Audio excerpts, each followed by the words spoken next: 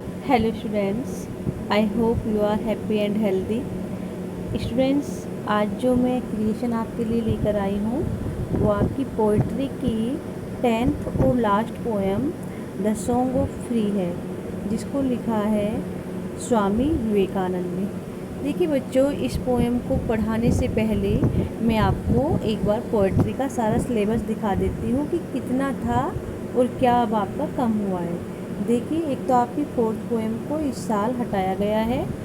अगर ये बाद में गवर्नमेंट कहती है तो मैं इसको आपको ज़रूर टीच करूँगी। एक आपकी 6th पोएम को अभी फ़िलहाल हटा दिया गया है और एक आपकी 9th पोएम को हटा दिया गया है। ये 3 पोएम अभी फ़िलहाल कम की गई है, जिनको अगर हुआ तो मैं आपको बाद में ज़रूर पढ़ाऊँगी अगर गवर्नमेंट ने कहा तो। ये अब इन 3 पोएम के हटने के बाद अब जो आज की क्रिएशन है ये आपकी 7th पोएम बन जाती है। आज मैं आपको इसको टीच करूँगी। अब चलते हैं पोएम की ओर। देखिए बच्चों, पोएम को टीच करने से पहले मैं आपसे एक रिक्वेस्ट करूँगी। आप मेरी वीडियोज़ को ज़्यादा से ज़्यादा लाइक करें, उसे शेयर करें और चैनल को सब्सक्राइब करें और अपने फ्रेंड्स से भी चैनल को सब्सक्राइब करने के लिए बोलें। Thank you. अब चलते हैं पोएम की ओर। देखिए बच्चों, ये जो पोएम है इसको लिखा है विवेकानंद ने, स्वामी विवेकानंद ने। ये बहुत ही बड़े धार्मिक व्यक्ति थे। ये इनको लोग पूजते हैं। एक ईश्वर का दर्जा इनको दिया गया है हमारी सोसाइटी में। और ये जो पोएम है जो इन्होंने लिखी है विवेकानंद जी ने, इसका टाइटल है द सॉन्ग ऑफ फ्री। इसको पढ़ाने से पहले थोड़ा सा परिचय मैं आपको विवेकानंद जी का देना चाहूँगी। जो स्वामी विवेकानंद थे बच्चों, ये एक बहुत ही पवित्र इंसान थे। एक पैगंबर थे, पैगंबर यानी धर्मगुरु, सन्यासी थे और उपदेशक भी थे। लोगों को उपदेश दिया करते थे, यानी कि अच्छी अच्छी बातें बताया करते थे। ये सब होने के साथ साथ एक पोइट भी थे। इनका जन्म हुआ था जनवरी में 2 तारीख को और 1863 सन थी। और जो बच्चों ये पैदा हुए थे ये कैलकाटा में पैदा हुए थे, जिसको अब हम कोलकाता कहते हैं। इनका जो ओरिजिनल नेम था, जो वास्तविक नाम था, वो था नरेंद्र नाथ दत्त। और इन्होंने जो नाम जो हम ले रहे हैं विवेकानंद, स्वामी विवेकानंद, ये इन्होंने जब ये वेस्ट की ओर जा रहे थे तो उसकी पूर्व संध्या पर ये उपाधि इनको दी गई थी, नाम इनको दिया गया था। और वहाँ पर जो वेस्ट में ये जो थे ये रामकृष्ण परमहंस के शिष्य बने, उनके कांटेक्ट में आए, उनसे प्रभावित हुए और उनके शिष्य इन्होंने खुद को बना लिया। उनसे इन्होंने बहुत कुछ सीखा। और रामकृष्ण जो थे ये इनके आत्मिक गुरु थे। और रामकृष्ण ने भी इनको दिल से अपनाया, इनको बेहद प्रेम दिया और इनको अपना एक विश्वसनीय स्टूडेंट या शिष्य जिसे हम कह सकते वो इन्होंने बनाया। स्वामी विवेकानंद अमेरिका गए थे 31 मई को 1893 में। किस लिए गए थे? ये गए थे विश्व धार्मिक संसद जो शिकागो में है उसमें पार्टिसिपेट करने के लिए, उसमें भाग लेने के लिए। और वहाँ पर इन्होंने उपदेश दिया बच्चों वेदांत की फिलॉसफी के बारे में। जो वेदांत है उसके दर्शन के बारे में इन्होंने जो है वहाँ पर उपदेश दिया। और इस तरह से उपदेश दिया कि जो अमेरिकन वासी थे, जो अमेरिकन लोग थे, वे इनसे बहुत ही गहराई से प्रभावित हुए और काफ़ी लोग इनके शिष्य भी बन गए। जब ये 39 ईयर के हुए तो 4 जुलाई के दिन ये 1902 में इनकी डेथ हो गई। और डेथ के बाद भी आज हम इन्हें बहुत सम्मान के साथ याद करते हैं, क्योंकि ये एक वास्तव में बहुत अच्छे इंसान थे। एक दिव्य, जिसे हम बोल सकते हैं दिव्य गुण इनके अंदर थे। इन्होंने लिटरेचर के क्षेत्र में काफ़ी कुछ हमें दिया है। इन्होंने काफ़ी भाषण, काफ़ी जो उपदेश, काफ़ी ऐसे काफ़ी कुछ इन्होंने लिटरेचर के क्षेत्र में लिखा है जो हमेशा याद किया जाएगा, जिसको हमेशा स्मरणीय रखा जाएगा। अब जो पोएम है आज आपकी, उसके बारे में मैं थोड़ा बैकग्राउंड आपको समझा देती हूँ।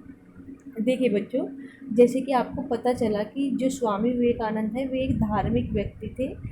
बिल्कुल ईश्वर की तरह लोग इन्हें पूजते हैं, इनके उपदेशों को मानते हैं, इनकी बातों को अपने जीवन में अपनाते हैं। तो जब ये उपदेश ही दिया करते थे, ईश्वर में इनका असीम विश्वास था स्वामी विवेकानंद का। तो ये पोएम भी उन्होंने इसी बारे में लिखी है, लोगों को प्रेरित करने के लिए किशोर ईश्वर की ओर। कि ईश्वर से बड़ी कोई चीज़ नहीं है। और अगर हमारे जीवन में बुरा टाइम भी आ रहा है तो वो ईश्वर ने हमें हमारी परीक्षा लेने के लिए दिया है कि हमें मजबूत करने के लिए दिया है।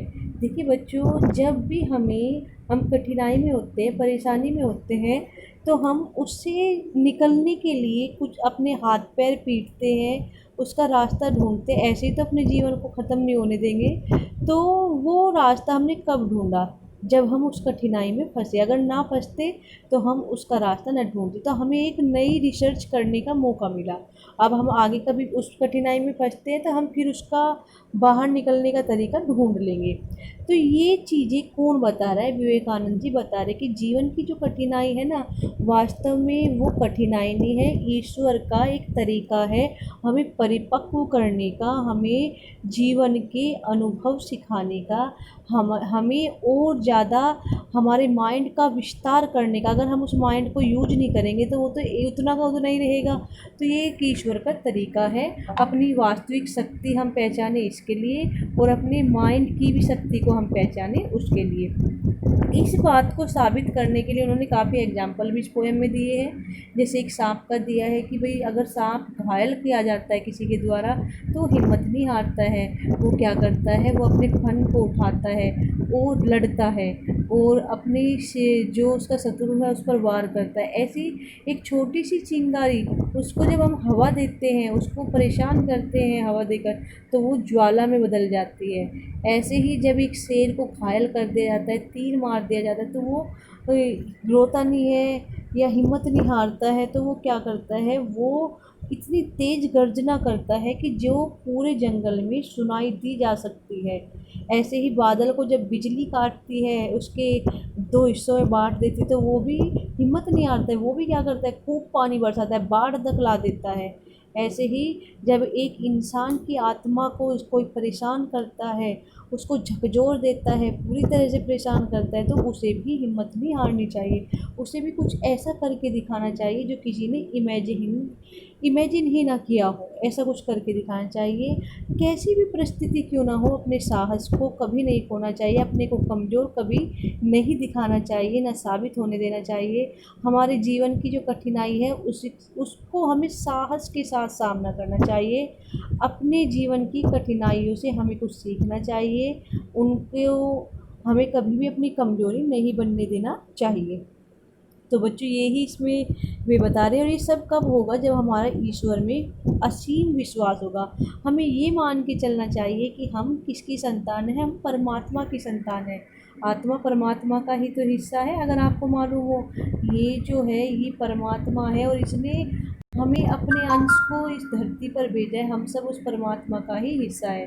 तो जब हम परमात्मा का हिस्सा है तो हम कमज़ोर कैसे पड़ सकते हैं? हम तो दिव्य पार्ट है, हम तो ईश्वर का हिस्सा है। तो ईश्वर की संतान तो इतनी कमज़ोर नहीं होनी चाहिए, ये स्वामी विवेकानंद कह रहे हैं। देखते हैं, अब पोएम को पढ़ते हैं। देखिए, लाइन बाय लाइन पढ़ेंगे। The wounded snake its hood unfurl. देखिए, द वाउंडेड, एक जख्मी स्नेक, सांप, इट्स, अपने हुड, फने को, अनफर्ल, उठाता है, चौड़ा कर देता है। एक जख्मी से जो सांप होता है वो भी अपने फने को ऊपर उठा देता है या उसको चौड़ा कर देता है। और तुम तो क्या हो? तुम तो एक इंसान हो, तुम्हें तो ईश्वर ने सारी शक्ति देकर भेजा है, तो तुम हिम्मत कैसे हार सकते हो? अगर कोई कठिनाई तुम्हारे जीवन में आई है, तुम उससे प्रेरणा लो, तुम एक सांप से प्रेरणा लो। आगे क्या कहते हैं? द फ्लेम, यानी कि चिंगारी, स्ट्रेड। देखिए बच्चों, स्ट्रेड दो लाइनों में प्रयोग हुआ है, यहाँ पर और यहाँ पर। एक वर्ड के बहुत सारे मीनिंग होते हैं। यहाँ पर स्ट्रेड के साथ क्या है? अप आया है, और यहाँ पर इसके साथ टू आया है। तो इसका मीनिंग तो हो जाता है हवा देना, ठीक है, हवा देना। और इस स्ट्रेड का मीनिंग होता है झकझोर देना या किसी तरह से चोट पहुँचाना, आघात पहुँचाना, ठीक है। तो हम अब इस लाइन को पढ़ रहे हैं, इसके अकॉर्डिंग देखेंगे। जब एक चिंगारी को स्ट्रेट अप हवा दी जाती है, दोत करती है। आपको पता है दोत का मीनिंग क्या है? डू का अमेरिकन फॉर्म है ये, है ना। तो दोत यानी कि करती है, डज को कह सकते हैं, डू को कह सकते हैं। तो ये करती है। ब्लेज यानी कि ज्वाला को पैदा, ठीक है। तो ये ज्वाला को पैदा करती है। जब एक चिंगारी को हवा दी जाती है, उसे परेशान किया जाता है, तो ये भी क्या कर देती है, एक बहुत तेज ज्वाला को पैदा कर देती है, एक ज्वाला में बदल जाती है। तो आप एक चिंगारी से, एक छोटी सी चिंगारी से भी प्रेरणा ले सकते हैं। जब उस पर दबाव बना तो उसने भी एक ज्वाला बनकर उसका सामना किया और सबको जलाने की शक्ति अपने अंदर ले आई। ऐसा ही हमें प्रेरणा लेनी है जीवन की कठिनाइयों से या बुरी चीज़ों से। हमें उनसे डरना नहीं है, उनका डटकर सामना करना है। आगे देखिए, the desert air resounds the calls of heart stricken lion stage. देखिए अब क्या कहा, the desert air. Desert air से बच्चों देखिए समझेंगे अच्छे से। डेजर्ट क्या होता है, रेगिस्तान होता है, ठीक है। रेगिस्तान तो होता है, इसका एक सेकंड मीनिंग भी होता है सुनसान, ठीक है, सुनसान। और सुनसान से रिलेट आप इसको करेंगे, सुनसान क्या होता है, सुनसान जहाँ पर कोई नहीं रहता है। तो सुनसान तो जंगल भी हो सकता है, जंगल में भी तो इंसान नहीं रहते, वहाँ पे जानवर ही रहते हैं, भी छिप के। तो यहाँ पर डेजर्ट का जो मीनिंग है वो जंगल है, ठीक है। तो जंगल की जो हवा है, रिसाउंड्स गर्जना करती है, गर्जन करती है या प्रतिध्वनि करती है। जब आप बोलते हैं, आपने कभी देखा होगा, आप एक खाली कमरे में या खाली हॉल में बोलेंगे तो आपकी आवाज़ पलट कर वापस आती है। इसे हम प्रतिध्वनि कहते हैं या इसे गर्जना कहते हैं, ठीक है। तो जो जंगल की हवा है वो भी प्रतिध्वनि करती है, वापस उल्टी करती है, उल्टा निकालती है। द कोल्स आवाज़ को, ऑफ की, हार्ट स्ट्रकन यानी कि हार्ट का, देखिए वैसे तो हार्ट का मीनिंग होता है दिल, लेकिन यहाँ पर इसका मीनिंग कुछ और है। हार्ट स्ट्रकन का मीनिंग होता है तीर से या गोली से जख्मी हुए, तीर से या गोली से जख्मी हुए। लायन यानी कि शेर की, रेज यानी कि गुस्से भरी चीख, ठीक है। तो जो जंगल की हवा, सुनसान जंगल की जो हवा है, वे भी क्या करती है, एक गोली से या तीर से जख्मी हुए गुस्से वाले शेर की जो गर्जना है उसकी प्रतिध्वनि करती है। कोल मीन्स जो आवाज़ है, रेज मीन्स गुस्से की, ठीक है, तो उसकी प्रतिध्वनि करती है। तो जो जंगल की सुनसान हवा है वे भी तीर या गोली से घायल हुए गुस्सेलू या क्रोधित शेर की आवाज़ की प्रतिध्वनि करती है। आगे देखिए, तो क्या कह रहे हैं यहाँ पर पोइट कह रहे हैं कि तो तुम तो एक इंसान हो, ये जानवर, ये वस्तुएं, ये तुच्छ चीज़ें जिनको हम तुच्छ कहते हैं, वे भी क्या करती है, अगर उन पर आघात किया जाता है, उनको बुरा समय जब उनका आता है तो वे घबराते नहीं हैं, वे उसका पूरे डट कर सामना करते हैं, ना ही वे कमज़ोर पड़ते, अपने को कमज़ोर भी नहीं दिखाते। तो तुम्हें भी इनसे सीख लेनी चाहिए हे मानव। तुम तो बहुत शक्तिशाली ईश्वर ने बना के भेजो, तुम तो खुद उस परमपिता परमात्मा की संतान हो। तुम कैसे हिम्मत हार सकते हो, तुम्हें हिम्मत नहीं हारनी है, तुम्हें लड़ना है और तुम्हें अंत तक लड़ना है, तुम्हें अपनी जीत तक लड़ना है। ऐसे हिम्मत नहीं हारोगे, तुम कमज़ोर नहीं बनोगे। आगे देखिए, द क्लाउड, जो बादल होते हैं, पुट्स फोर्थ, पुट्स फोर्थ का मीनिंग होता है बच्चों उड़ेल देना, उड़ेलना, ठीक है। तो वे भी क्या करते हैं, उड़ेल देते हैं, इट्स अपनी, ठीक है। जो क्लाउड होते हैं वे भी उड़ाल देते हैं या उड़ेल देते हैं, गिरा देते हैं, इट्स अपने, क्या, डेल्यूज होता है बच्चों बाढ़, बाढ़ या जल प्रवाह जिसको आप कह सकते हैं, जल की ताकत, ठीक है। तो जो बादल होते हैं वे भी उड़ेल देते हैं अपने जल की ताकत को या अपनी जल रूपी बाढ़ को या अपने जल के प्रकोप को, स्ट्रेंथ, शक्ति के साथ। वे भी अपनी जल रूपी जो प्रकोप है उसे शक्ति के साथ उड़ेल देते हैं। बादल भी, एक बादल देखिए जो मतलब कुछ नहीं है, निर्जीव कह सकते हैं आप। वह जब लाइटिंग, लाइटिंग से मीनिंग है बिजली जो कड़कती है आकाश में, जब बिजली क्लीव्स, क्लीव्स यानी कि काट देती है, चीर देती है, जब बिजली चीर देती है इट्स ब्रेस्ट, इसके वक्ष को, इसकी छाती को, जब बादल की छाती को बिजली काट देती है तो बादल भी हार नहीं मानता, बल्कि उसका क्या करता है, उसका वो आंसर देता है, उसका जवाब देता है, उसकी प्रति वो प्रतिक्रिया करता है। कैसी प्रतिक्रिया करता है? एक गंभीर प्रतिक्रिया करता है, उड़ेल देता है वो अपने जल रूपी प्रकोप को पूरी शक्ति के साथ। जल का प्रकोप वो कर देता है, बारिश कर देता है पूरी तेज़ी से। वो भी अपना गुस्सा दिखाता है। वो उसके सामने मतलब जब एक ताकतवर चीज़ आई उसके ऊपर वार किया तो कमज़ोर नहीं बना, उसने और ताकतवर बन के दिखाया। तो ऐसे ही तुम्हें अपने जीवन की कठिनाइयों से हार नहीं माननी। जब कुछ तुम्हारे साथ गलत होता है, कुछ बुरा होता है, तो तुम डट जाओ, तुम भी पर उसके उसमें पलट कर वार करो, पलट कर जवाब दो, एक करारा जवाब दो कि लो मैं इससे अच्छा कर सकता हूँ। वैन, जब द सोल, आत्मा को, जब किसी की आत्मा को इज स्ट्रेट टू यानी कि झकझोर दिया जाता है या तोड़ दिया जाता है या चोट पहुंचा दी जाती है। पैसिव वॉइस आपको दिख रहा है, इज के साथ थर्ड फॉर्म आई है, ठीक है। तो प्रेजेंट इंडेफिनिट की पैसिव वॉइस है। जब किसी की आत्मा को चोट पहुंचाई जाती है, इट्स, इसकी आत्मा की, ठीक है, इनरमोस्ट, अंदर तक, डेप्थ यानी कि गहराई, अंदर तक गहराई तक जब किसी इंसान की आत्मा को चोट पहुंचाई जाती है तो उसे क्या करना चाहिए? उसे ग्रेट वंस, ठीक है, या ऐसा करते भी है बहुत से, तो ग्रेट वंस यानी कि महान लोग, अनफोल्ड, अनफोल्ड देखिए बच्चों, फोल्ड मीन्स क्या होता है? किसी चीज़ को लपेटना होता है। अनफोल्ड क्या होता है? उसको एकदम खोलना होता है। तो अनफोल्ड खोलना या प्रकट करना, प्रकट करना भी एक तरह से खोलना ही होता है, या सामने आना या प्रदर्शित करना। तो जो ग्रेट वन होंगे, ग्रेट लोग होंगे, महान लोग होंगे, वे प्रदर्शित करेंगे देयर, अपनी बेस्ट यानी कि अच्छे से अच्छे कार्यों को, अपनी तरफ से अच्छी प्रस्तुति देंगे। क्या कहते हैं कि जब महान लोग होते हैं, जब उनकी आत्मा को अंदर तक गहराई तक चोट पहुंचाई जाती है तो वे हिम्मत नहीं हारते हैं, ना ही कुछ गलत करते हैं उसके बदले में। वे अपनी तरफ से कुछ इतना अच्छा करके दिखाते कि संसार उन्हें याद करता है। तो तुम्हें भी यही प्रेरणा लेनी चाहिए इन चीज़ों से। अब देखिए, जब सांप को चोट पहुंचाई, उसने क्या किया? बदले में फने को चौड़ा किया, वो भी लड़ा अपने लिए, एक छोटी सी चिंगारी भी लड़ी, शेर ने भी अपना गुस्सा दिखाया, बादल ने भी उसका प्रतिशोध किया, अपने उसका जो उसके साथ गलत हुआ। और इंसान ने क्या किया?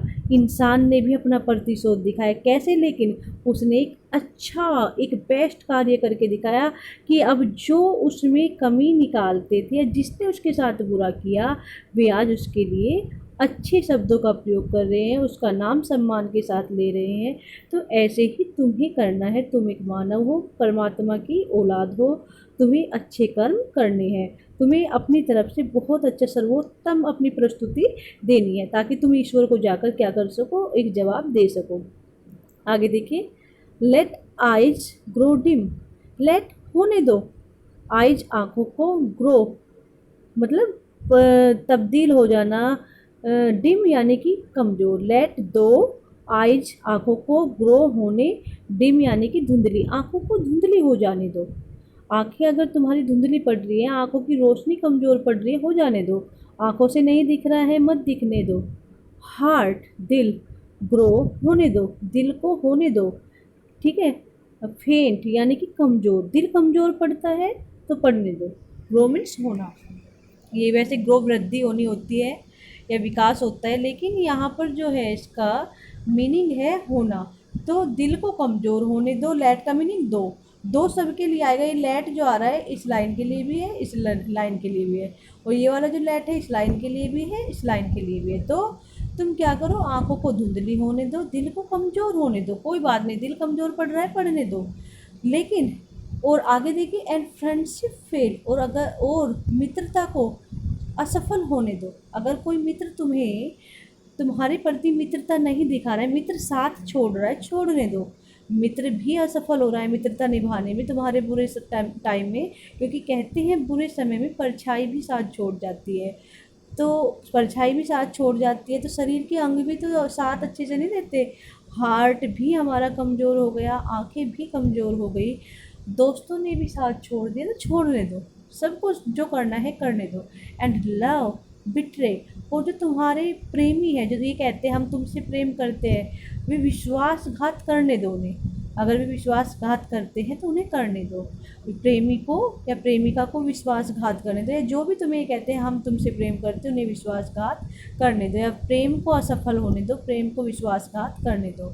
लेट फेट, लेट मीन्स दो, फेट मीन्स भाग्य को, इट्स इसके, 100 यानी कि सैकड़ों, हॉरर्स होते हैं भय या डर, सेंड यानी कि भेजने, अपने भाग्य को भी अनेक, इसके सैकड़ों भय या डरावनी चीज़ें या डरा देने वाले जो कर्म है या सामान है उनको भेजने दो, या अवसर भेजने दो, डराने वाले मौके भेजने दो।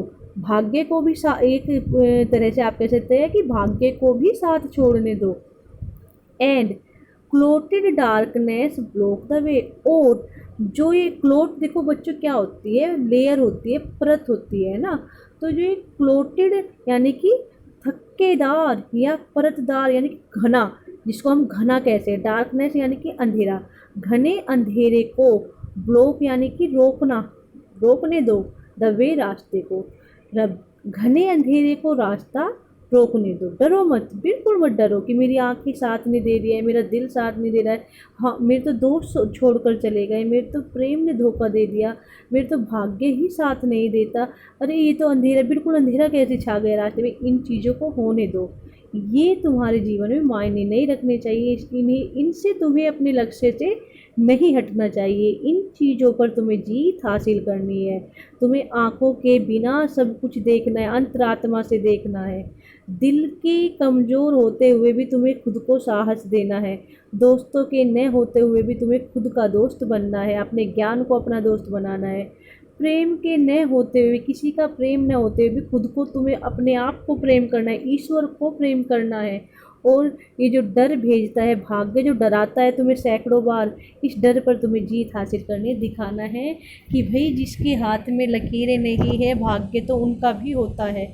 और जो अंधेरा है, अंधेरे को देखो, जब घर में अंधेरा हो जाता है तो हम क्या करते हैं, अपनी अंतरात्मा से अपनी आँखों को बंद करते हैं और अपने मन में हर चीज़ को इमेजिन करते हैं, अपना रास्ता खुद बनाते हैं, मन से बनाते हैं। तो मन से रास्ता बनाओ, तुम इन चीज़ों को होने दो, ये तो कुछ मायने नहीं रखते।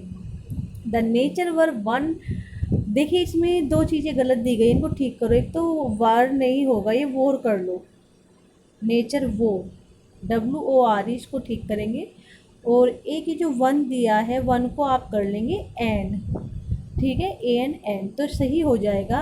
एंड नेचर वोर एन एंग्री फ्राउन, और जो नेचर है, प्रकृति है, प्रकृति जो ईश्वर ने, मतलब प्रकृति क्या भाई, हम जो भी कर रहे हैं, हम कहीं गए तो जैसे आपने एक कहानी सुनी होगी राजा नल की, जब भी कहीं उनका बुरा समय शुरू हुआ तो एक दोस्त के घर चले गए, तो उनके वहाँ पर खूंटी पर एक हार टंगा हुआ था, तो जब बुरा समय आया तो खूंटी ही हार को निगल गई, हार वहाँ से गायब हो गया, खूंटी अपने अंदर ले गई, और जब उनका अच्छा समय आया तो उस खूंटी ने ही हार को वापस कर दिया। तो कह रहे हैं कि नेचर जो प्रकृति है उसको धारण करने दो, वोर का मीनिंग होता है धारण करने दो, धारण करना, प्रकृति को धारण करने दो। एन यानी कि एक, एंग्री यानी कि गुस्सेलू या क्रोधित, फ्राउन यानी कि रोब, या जिसको कह सकते हैं आईब्रो, जिसको आप बोल सकते हैं, जिसको आप बो कर सकते हो, कह सकते हो कि जो प्रकृति है उसे भी धारण करने दो, एक गुस्से वाला रूप या एक रोबदार रूप, या उसको भी अपनी भोए चढ़ाने दो, प्रकृति को भी अपनी भोए चढ़ाने दो। भोए इंसान तब कब चढ़ाता है जब वो क्रोधित होता है। तो दूसरे शब्दों में पोएट कहना चाह रहा है कि प्रकृति को भी क्रोधित होने दो, वो भी तुमसे अगर नाराज़ है, वो भी तुम पे अपना प्रकोप बरसा रही है। मान लिया तुम्हारा गरीबी का टाइम है, तुम्हारे घर की छत कच्ची है और प्रकृति क्या कर रही है, धुआंधार बारिश कर रही है, घर में पानी भरता जा रहा है, घर में जो है आप पे रहा नहीं जा रहा है, ठंड का मौसम है, तो प्रकृति को भी अपना प्रकोप बरसाने दो। बिल्कुल हिम्मत मत हारो, बिल्कुल भी अपने धैर्य को मत खो, उस ईश्वर पर विश्वास रखो, तुम उसकी औलाद हो, वो तुम्हें ज़्यादा देर तक परेशान नहीं देख सकता, अगर तुम सही हो तो तुम्हें रास्ता दिखाएगा। आगे कहते हैं poet, to crush you out still know my soil, क्या कह रहे कि प्रकृति को अपना गुस्सा दिखाने दो और क्या करने दो उसे, to crush out, crush out होता है बच्चों कुचल देना, और कुचलने ही देने दो। अगर वो कुचलना चाहती है प्रकृति यू तुम्हें, तो उसे कुचलने दो। प्रकृति को तुम्हें कुचलने दो। अगर प्रकृति हर तरह से तुम्हें कुचलने में तुली है, करने दो उसे जो कर रही है। स्टिल, देखिए बच्चों, स्टिल के भी अनेक मीनिंग होते हैं। एक तो स्टिल का मीनिंग होता है फिर भी, एक होता है आपका तक, ठीक है, और एक होता है आपका अंत तक, ठीक है, और एक होता है आपका अवश्य।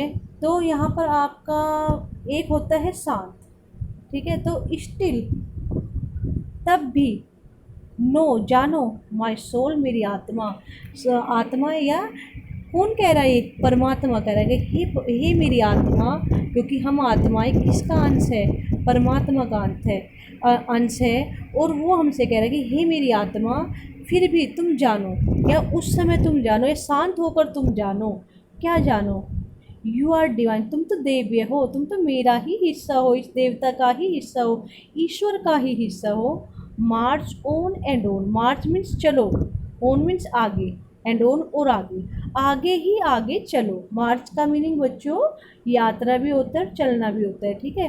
तो मार्च यानी कि चलो आगे और आगे, आगे की ओर चलो और आगे ही चलते रहो।